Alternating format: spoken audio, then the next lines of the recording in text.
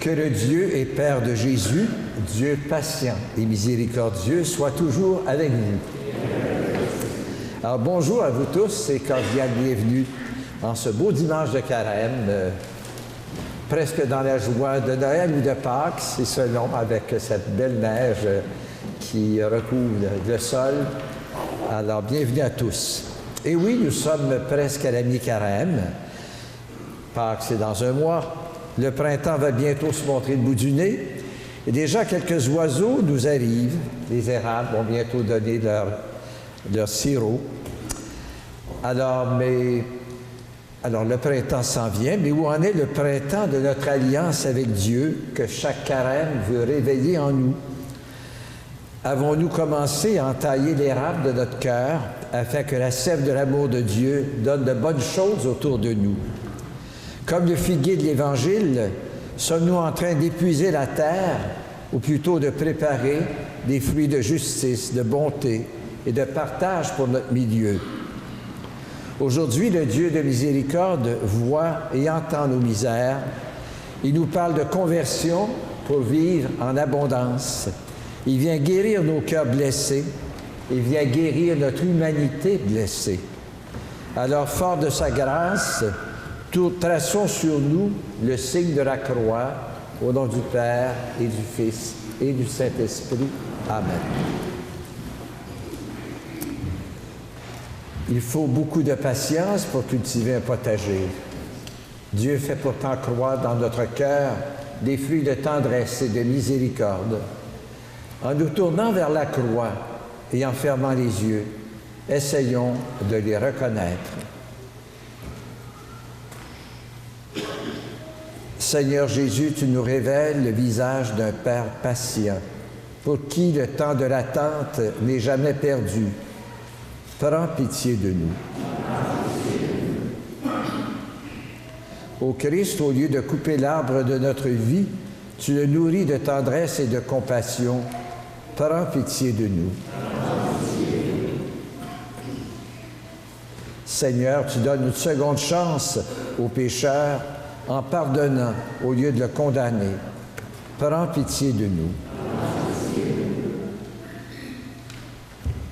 Que l'amour de Dieu fasse croître notre arbre de vie, qui nous pardonne nos fautes et nous conduise à la vie éternelle.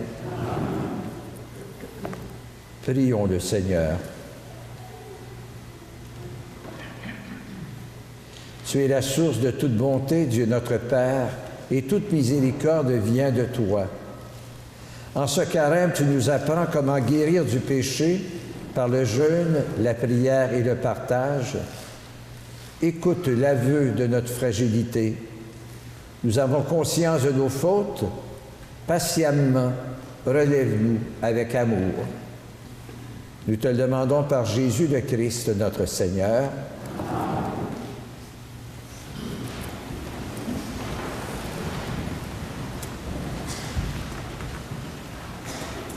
La foi chrétienne, notre foi, comme la foi du peuple juif, ne repose pas sur des doctrines ou des mythologies.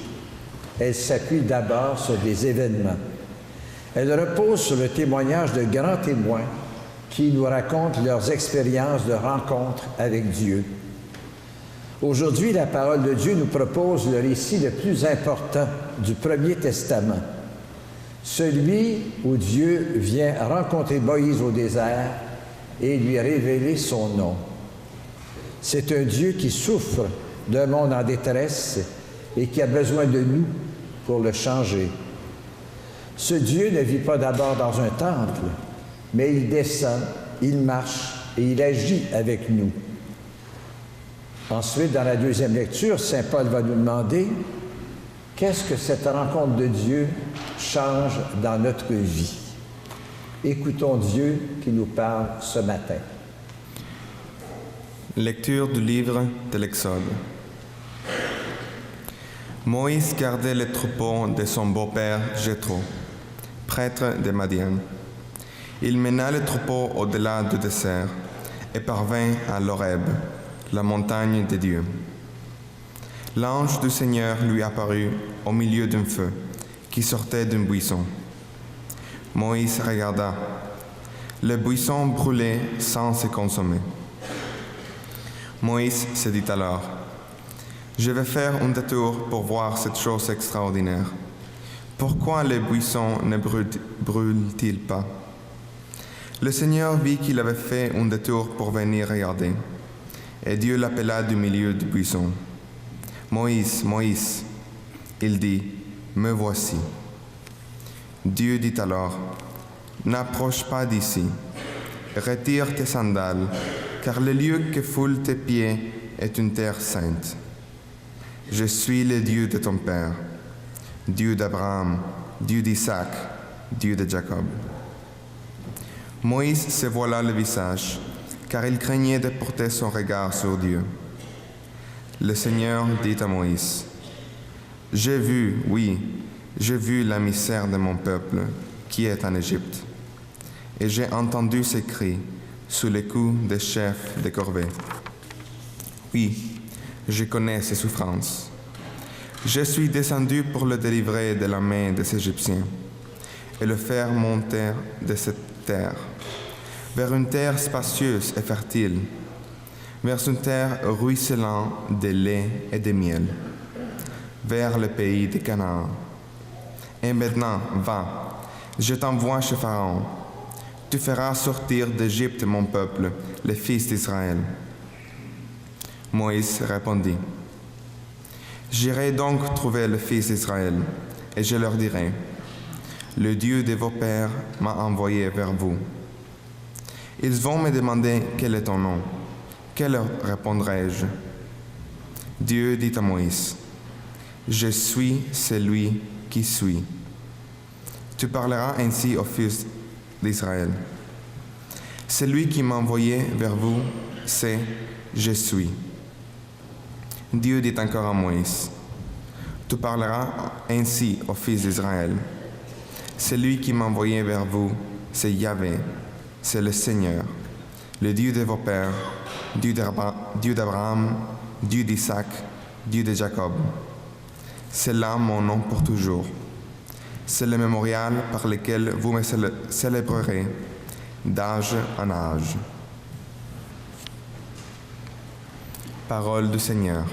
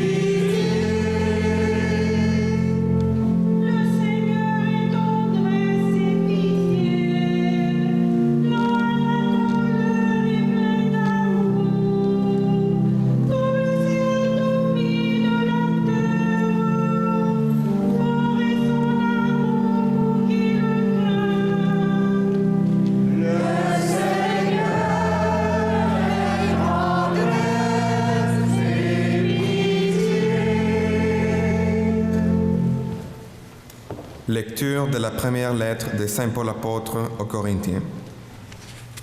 Frères, je ne voudrais pas vous laisser ignorer ce qui s'est passé lors de la sortie d'Égypte. Nos ancêtres ont tous été sous la protection de la colonne de nuée. Et tous, ils ont passé la mer Rouge. Tous, ils ont été, pour ainsi dire, baptisés en Moïse, dans la nuée et dans la mer. Tous, ils ont mangé la même nourriture, qui était spirituelle. Tous, ils ont bu à la même source, qui était spirituelle, car ils buvaient à un rocher qui les accompagnait. Et ce rocher, c'était déjà le Christ. Cependant, la plupart n'ont fait que déplaire à Dieu, et ils sont tombés au désert.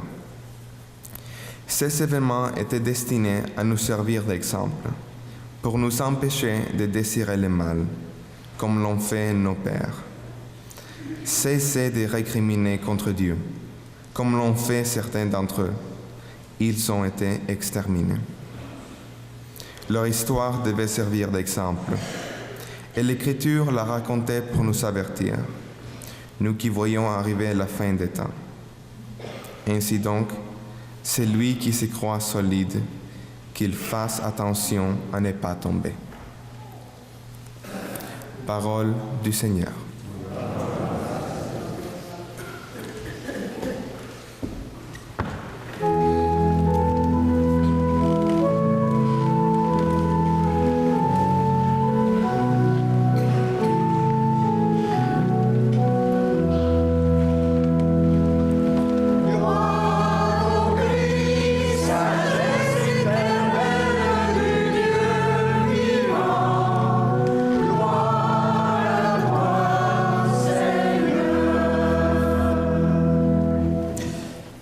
Ouvre nos cœurs à ton appel, Seigneur. Rends-nous la joie d'être sauvés. Gloire au Christ, sagesse éternelle du Dieu vivant. Gloire à toi, Seigneur. Le Seigneur soit avec vous. Évangile de Jésus-Christ selon saint Luc. Que ta parole pénètre mon esprit, qu'elle soit sur mes lèvres et demeure gravée en mon cœur à jamais. Un jour, des gens vinrent rapporter à Jésus l'affaire des Galiléens que Pilate avait fait massacrer pendant qu'ils offraient un sacrifice. Jésus leur répondit: Pensez-vous que ces Galiléens étaient de plus grands pécheurs que tous les autres Galiléens pour avoir subi un tel sort? Eh bien non, je vous le dis. Et si vous ne vous convertissez pas, vous périrez tous comme eux. Et ces 18 personnes tuées par la chute de la tour de Siloé, pensez-vous qu'elles étaient plus coupables que tous les autres habitants de Jérusalem? Eh bien non, je vous le dis. Et si vous ne vous convertissez pas, vous périrez tous de la même manière. Jésus leur disait encore une parabole. Un homme avait un figuier planté dans sa vigne. Il vint chercher du fruit sur ce figuier, et il n'en trouva pas. Il dit alors à son vigneron: Voilà 3 ans que je viens chercher du fruit sur ce figuier et je n'en trouve pas. Coupe-le. À quoi bon le laisser épuiser le sol? Mais le vigneron lui répondit: Seigneur, laisse-le encore cette année, le temps que je bêche autour, pour y mettre du fumier. Peut-être donnera-t-il du fruit à l'avenir. Sinon, tu le couperas. Acclamons Jésus qui nous parle ce matin. Louange à toi, Seigneur Jésus.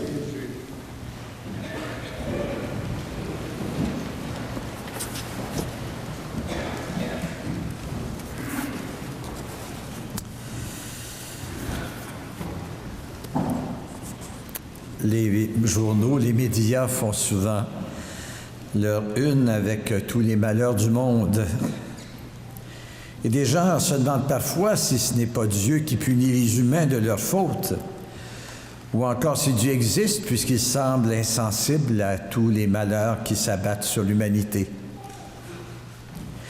Il y a des malheurs inévitables contre lesquels nous ne pouvons rien. Ces cancers qui frappent des êtres chers dans nos familles, ou ces séismes et ces inondations qu'on a pu prévoir. Il y a aussi toutes les bêtises humaines, telles ces mises à pied massives de la part de compagnies qui veulent être plus rentables, ou encore ces accidents de chantier. Jésus mentionne l'effondrement de la tour de Siloué. Ces accidents qui sont souvent dus à des affaires de corruption, de négligence. Il y a surtout les malheurs qui tombent sur les peuples, comme les guerres qui déchirent le Moyen-Orient et l'Afrique. Il y a aussi les malheurs qui paraissent moins, tels la pollution de l'environnement ou les coupures en santé et en éducation, qui affectent notamment les personnes démunies. Actuellement, on peut penser aussi à tout le débat sur les armes à feu ou encore à ces intentions politiques de légaliser l'euthanasie et le suicide assisté, et qu'on maquille sous le nom de soins de fin de vie. Dans l'Évangile, Jésus parle d'un accident. Il parle aussi d'un massacre qu'on lui rapporte.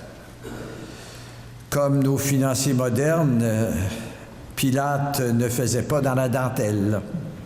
Jésus l'apprendra lui-même à ses dépens. Mais l'intervention de Jésus ce matin vise d'abord à préciser que, contrairement à ce qu'on croyait à l'époque et qu'on entend encore parfois aujourd'hui, ces accidents ou ces événements tragiques ne dépendent pas de Dieu et ne sont pas des punitions du ciel pour les péchés du monde. Ils sont plutôt la conséquence de nos actes. Jésus appelle donc les humains à se convertir, c'est-à-dire à changer de mentalité, à changer de façon de vivre et d'agir. L'humanité a besoin de retrouver l'harmonie et la justice voulues par Dieu. Plus près de nous, Saint Jean-Paul II avait décrit, le pape qui est décédé au début des années 2000, Jean-Paul II avait décrit le monde actuel comme un monde divisé entre une culture de la mort et une culture de la vie. Quand, sur les champs de bataille, on bombarde ou on tue des enfants, des femmes, des vieillards, des malades, quand l'industrie sacrifie des milliers d'emplois pour être plus rentable, quand surtout on choisit de favoriser l'avortement, l'euthanasie, les mères porteuses, et qu'on permet à la science de manipuler le corps humain comme une vulgaire matière qu'on peut modifier à son gré, sans compter toutes les manipulations génétiques, quand on peut faire n'importe quoi avec les fœtus avortés ou les cendres des défunts, on est dans une culture de la mort. Quand on encourage les humains à consommer des choses nuisibles ou éphémères, quand le corps humain devient objet de commerce, quand l'individualisme devient la norme parce qu'il est plus facile de manipuler des individus que des familles ou des couples stables, on sacrifie les gens à l'argent et à une culture de la mort. On comprend alors l'appel de Jésus, « Si vous ne vous convertissez pas, vous périrez tous comme eux. » La deuxième partie de l'Évangile rejoint pourtant l'expérience de Moïse au désert de la première lecture. Dieu n'est pas un être suprême, lointain et détaché du monde. Il n'est pas une force obscure et anonyme qui ignore nos réalités. Dieu se révèle un Dieu qui est avec nous, un Dieu qui marche avec nous, un Dieu qui vient à notre rencontre et qui aime passionnément l'humanité. Un Dieu qui est avec tous ceux qui ont à cœur de rétablir l'harmonie, la beauté et surtout la justice dans la création. Dieu alors ressemble à ce vigneron patient et confiant qui mise sur nos capacités à produire du bon fruit malgré nos lenteurs, nos paresses, nos lâchetés.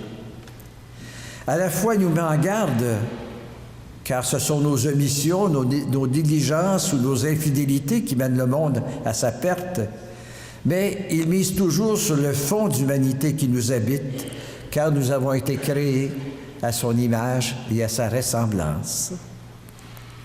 À travers l'histoire, Dieu a fait alliance avec nous. Et surtout depuis notre baptême, que nous allons renouveler à Pâques, il nous invite à plonger dans le choix de cultiver la vie, de cultiver la solidarité, de cultiver la justice, et non de cultiver la mort dans notre monde. En ce carême où nous contemplons la croix du Christ, symbole de l'engagement total de Dieu pour sauver le monde, et où nous nous préparons à renouveler à Pâques la joie de notre alliance avec lui, Jésus nous appelle à faire de ce carême un chantier de culture de la vie, un chantier de culture de toute vie. Renoncer dans ma vie, renoncer autour de moi aux forces de mort qui détruisent ou affaiblissent notre entourage, qui affaiblissent notre pays aussi. Choisir de cultiver la vie partout autour de nous, c'est le fruit que Dieu attend de nous. Ces jours-ci, nos évêques nous invitent à suivre de très près et à nous engager dans le débat sur l'euthanasie et le suicide assisté à Ottawa comme dans nos hôpitaux. Il est clair que pour des motifs de facilité ou d'économie, nos gouvernements sacrifient les soins de santé et les maisons de soins palliatifs à une option qui va faire pression sur toutes les personnes fragiles, désespérées ou découragées pour choisir une mort rapide plutôt que d'assumer leur humanité jusqu'au bout. Il est bon de se rappeler que dans la foi chrétienne, personne n'est obligé à souffrir. La souffrance n'a pas de valeur en soi, elle est un mal qu'il faut combattre. Et alors, il est moralement permis d'arrêter ou de refuser tout traitement pour soi ou pour les autres qui prolongerait inutilement la souffrance ou la vie. Mais choisir de déguiser un meurtre en une fin de vie, soi-disant dans la dignité, c'est un choix pour la mort et un mépris de la vie dans notre société. Actuellement, on a l'impression qu'on s'en va vers une déshumanisation, où la personne humaine devient une marchandise. Tant qu'on en a besoin, on s'en sert et après on l'élimine.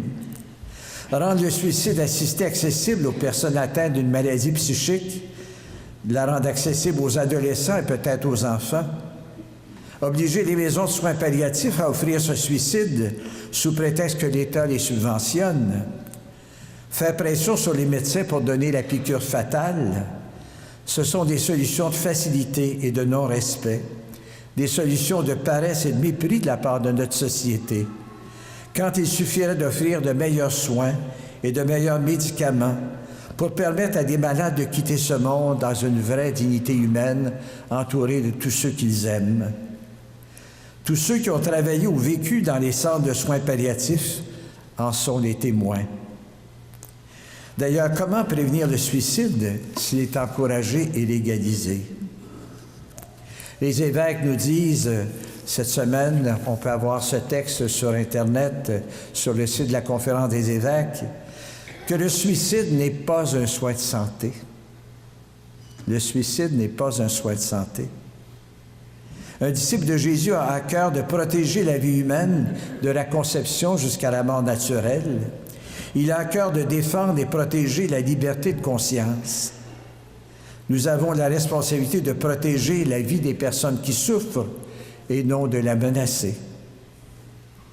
Rendons-nous compte que nous entrons progressivement, sans trop nous en rendre compte, justement, dans une société où la personne humaine devient jetable après usage.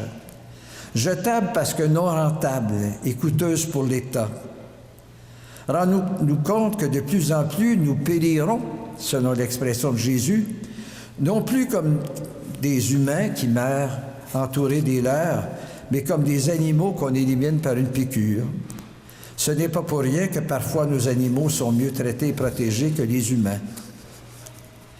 Monseigneur Douglas Crosby, président de la Conférence des évêques catholiques du Canada, et notre propre évêque, Monseigneur Noël Simard, d'accord avec les dirigeants des religions protestantes évangéliques, juives et musulmanes, et plusieurs autres croyants et non-croyants au Canada, nous exhortent à faire savoir à nos députés fédéraux et provinciaux Pourquoi l'euthanasie et le suicide assisté sont inacceptables? Il y a d'autres solutions avant d'arriver à ça.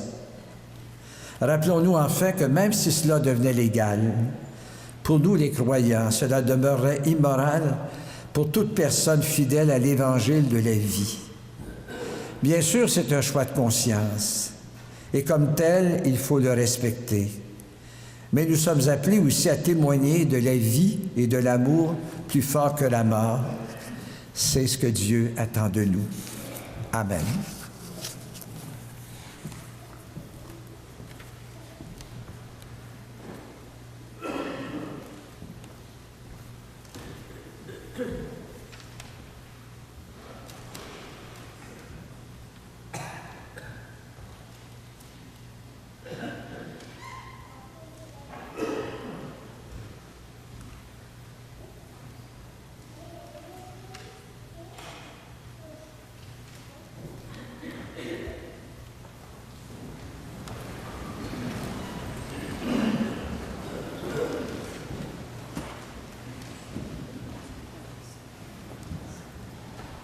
Professer sa foi, c'est reconnaître tout ce que Dieu peut faire grandir de beau et de grand sur l'arbre de notre vie et de notre monde.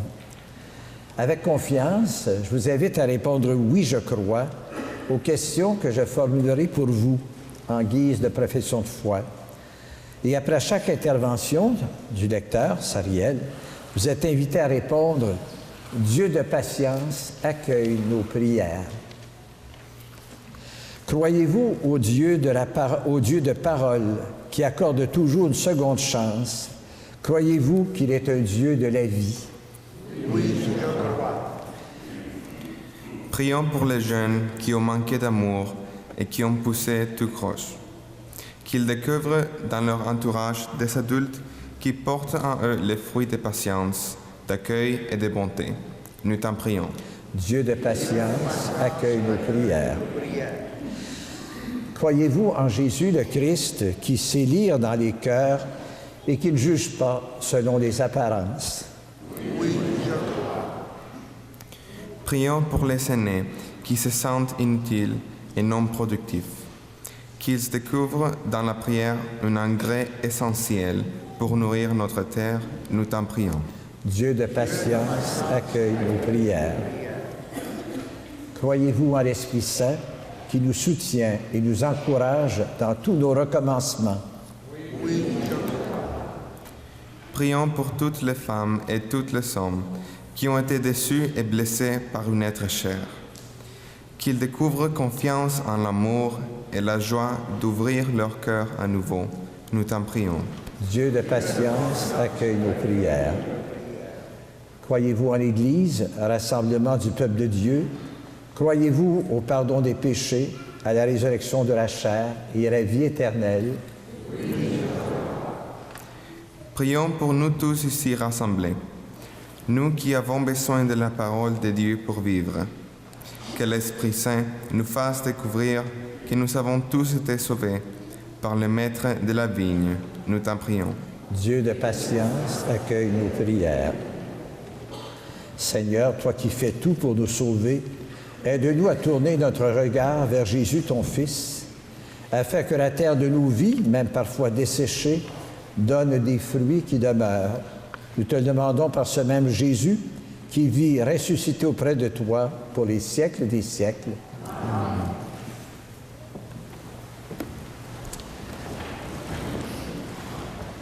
En faisant écho à la profession de foi, nous apposerons sur la croix une parole: il guérit les cœurs blessés.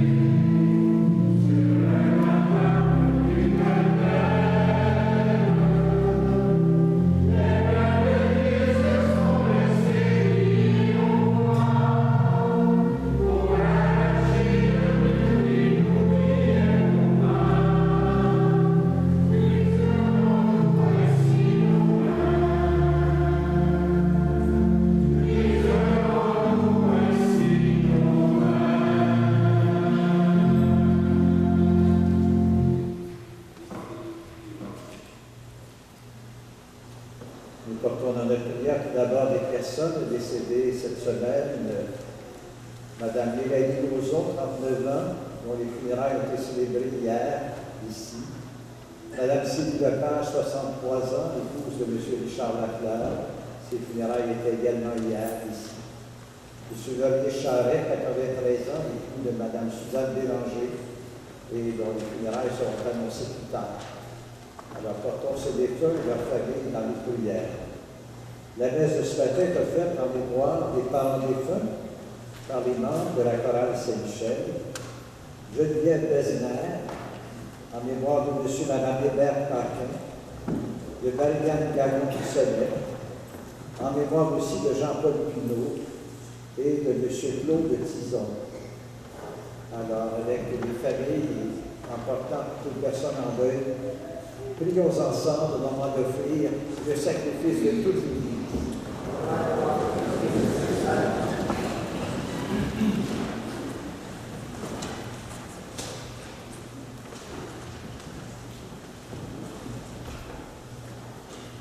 Pour la joie de ce temps de conversion que nous donne ta miséricorde, Père de tendresse, nous te bénissons. Avec ce pain et ce vin, il est venu pour nous le moment de tourner vers toi notre propre vie. Que vienne sur nous ta bienveillance et nous te bénirons aujourd'hui avant d'exulter de la joie pascale pour les siècles des siècles. Le Seigneur soit avec nous. Élevons notre cœur. Rendons grâce au Seigneur notre Dieu. Vraiment, il est juste et bon de te rendre gloire, de te faire de t'action de grâce toujours et en tout lieu, à toi, Père très saint, Dieu éternel et tout-puissant, par le Christ notre Seigneur.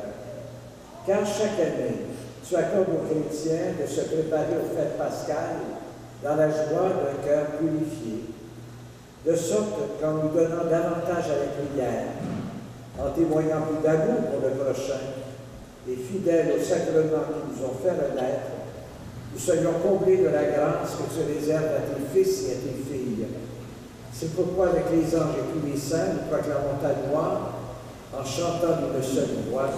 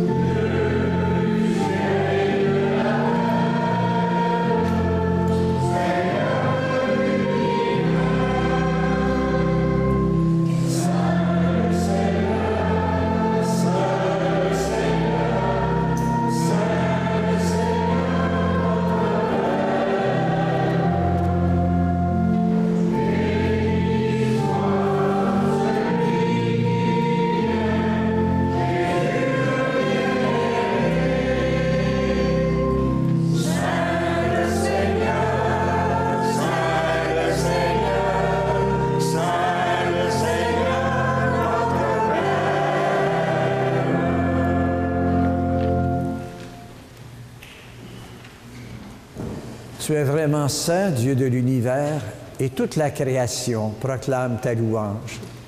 Car c'est toi qui donnes la vie. C'est toi qui sanctifies toutes choses par ton Fils Jésus-Christ, notre Seigneur, avec la puissance de l'Esprit Saint.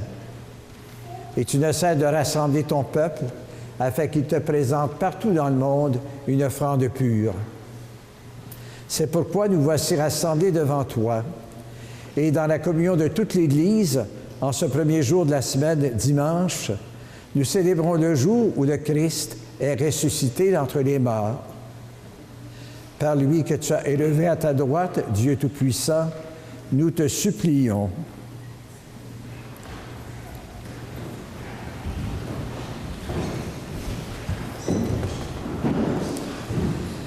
Viens consacrer toi-même les offrandes que nous apportons. Sanctifie-les par ton Esprit pour qu'elles deviennent le corps et le sang de Jésus le Christ, notre Seigneur, qui nous a dit de célébrer ce mystère. La nuit même où il fut livré, le Seigneur Jésus prit du pain. En te rendant grâce, il le bénit, il le rompit, il le donna à ses disciples en disant, « Prenez et mangez-en tous. Ceci est mon corps livré pour vous. »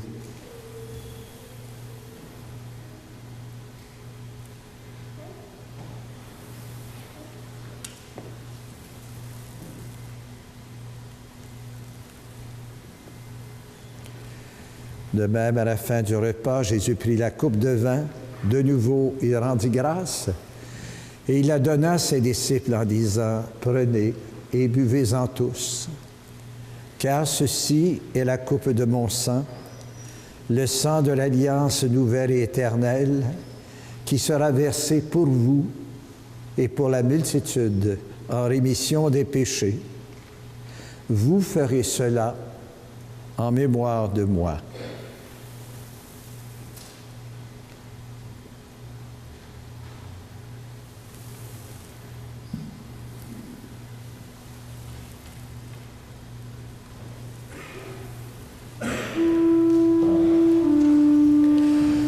Proclamons le mystère de la foi.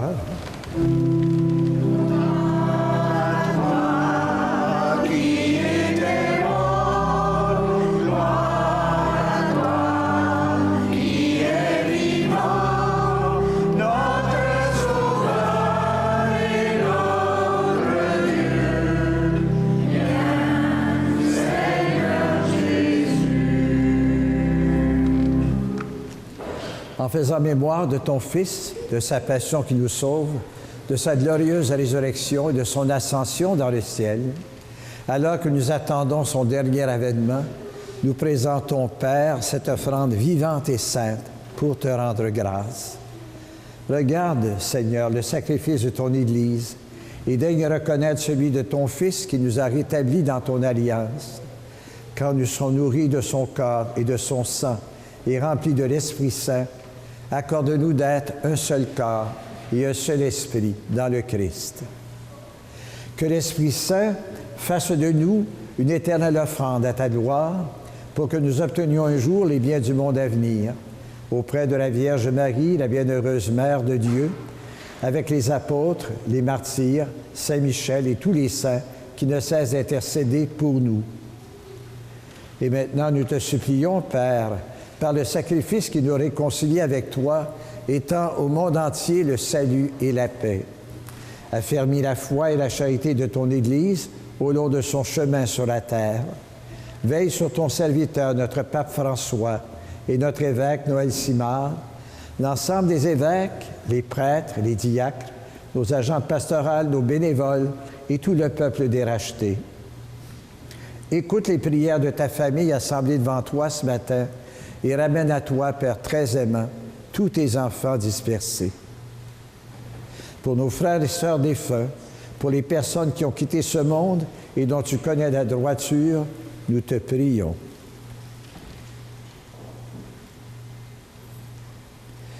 Reçois-les dans ton royaume, où nous espérons être comblés de ta gloire, tous ensemble et pour l'éternité, par le Christ notre Seigneur, par qui tu donnes au monde toute grâce et tout bien.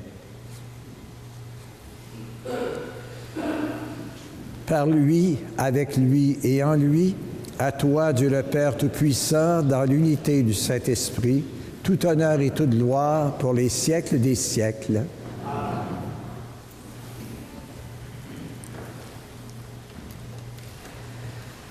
Jésus nous a appris à demander au Père la force de pardonner, pour goûter aussi à la joie d'être pardonné. C'est pourquoi nous osons dire « Notre Père qui es aux cieux, que ton nom soit sanctifié, que ton règne vienne, que ta volonté soit faite sur la terre comme au ciel. Donne-nous aujourd'hui notre pain de ce jour. Pardonne-nous nos offenses, comme nous pardonnons aussi à ceux qui nous ont offensés. Et ne nous soumets pas à la tentation, mais délivre-nous du mal. Délivre-nous de tout mal, Seigneur, et donne la paix à notre monde. Par ta miséricorde, libère-nous du péché. Rassure-nous devant les épreuves. En cette vie, nous espérons le bonheur que tu promets et l'avènement de Jésus-Christ, notre Sauveur, car c'est à toi qu'appartiennent le règne, la puissance et la gloire pour les siècles des siècles. Que la paix du Seigneur soit toujours avec vous. Frères et sœurs, dans la charité du Christ, échangeons entre nous un beau signe de paix.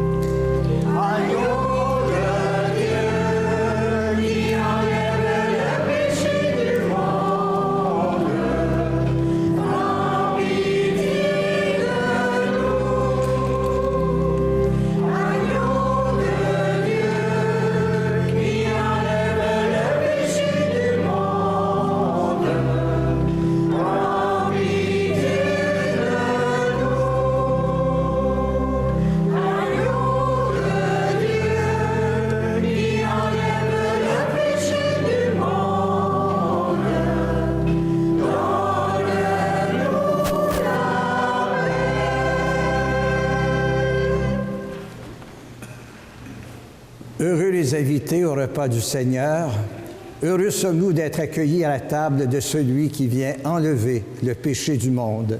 Seigneur, je ne suis pas digne de te recevoir, mais dis seulement une parole et je serai guéri.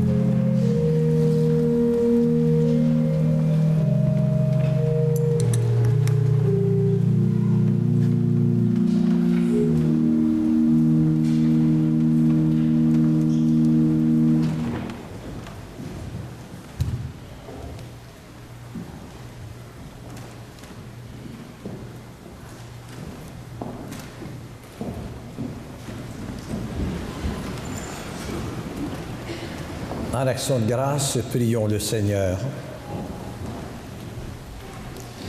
D'âge en âge de notre Père, tu as manifesté à l'humanité un amour patient et bienveillant. Que par la puissance de ce sacrement, ta miséricorde change nos cœurs et nous fasse porter du fruit en abondance. Nous te le demandons par Jésus le Christ, notre Seigneur. Alors, je veux remercier tout d'abord toute l'équipe qui nous a assistés ce matin pour cette célébration, y compris, bien sûr, la chorale et l'équipe de la télévision communautaire. Je vous signale que bientôt, nous aurons la retraite régionale ici à Vaudreuil. Vous avez les détails dans le feuillet, mais donc, essayez de réserver l'après-midi du dimanche 13 mars et du lundi 14 mars dans la soirée. Alors, nous aurons la visite du Père Pierre Franqueur et aussi le témoignage de plusieurs religieux et religieuses qui vivent dans notre milieu. Je vous signale également qu'à la sortie, on vous remettra un signet qui vous permettra de garder une parole, une question qui vous guidera au cours de la semaine. Vous avez dans le feuillet le résultat du repas de la faim. Alors, un grand profit de 1544,35 $ qui sera versé pour l'accueil aux réfugiés, ainsi que les centuques qui ont été tricotés par des gens de notre milieu. Le Seigneur soit avec vous. Notre Dieu est tendresse et pitié, qu'il vous bénisse et vous garde dans son amour, lui qui est Père, Fils et Esprit Saint. Amen. Allez proclamer les bienfaits du Seigneur, allez dans la paix et l'amour du Christ. Bon dimanche et bonne semaine. Au revoir.